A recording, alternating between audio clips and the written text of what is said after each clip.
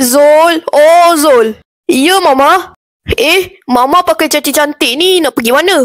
Oh, Mama ada urusan kat negeri lain. Mama nak Zul jaga rumah, ya? Oh, ada urusan. Okey, Zul akan jaga rumah, Mama.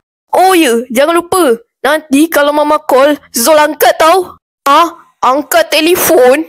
Ya. Okey, Mama pergi dulu ya, Zul. Assalamualaikum. Waalaikumsalam. Tut. Tut. Kenapa Zul tak angkat telefon ni? Mungkin bateri phone dia habis kot. Tut. Tut. Tak angkat telefon lagi. Mungkin dia tengah tidur kot. Tut. Tut. Kenapa dia tak angkat lagi ni? Mungkin dia kat dalam bilik air kot. Tut. Tut. Esok hari last aku pergi negeri orang lain ni. Tapi dia masih tak angkat telefon Tut. Tut. Tak boleh jadi ni. Esok aku kena tanya dia. Kenapa dia tak angkat telefon?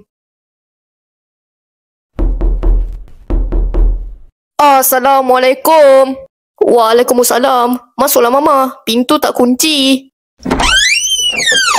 Zul, Mama nak tanya boleh? Nak tanya apa Mama? Ni kenapa Zul tak angkat telefon? Zul angkat je Mama. Angkat apanya? Tengok sampai 5 miss call. Betul Mama. Zul memang angkat telefon. Okey, macam ni. Mama call Zul, nanti Mama nak tengok Zul angkat ke tidak. Tut. Tut. Tut. Tut. Okey, Mama tengok Zul angkat telefon ni. Apa yang kamu buat tu Zul? Kenapa? Betul apa yang Zul buat ni? Zul kan tengah angkat telefon ni.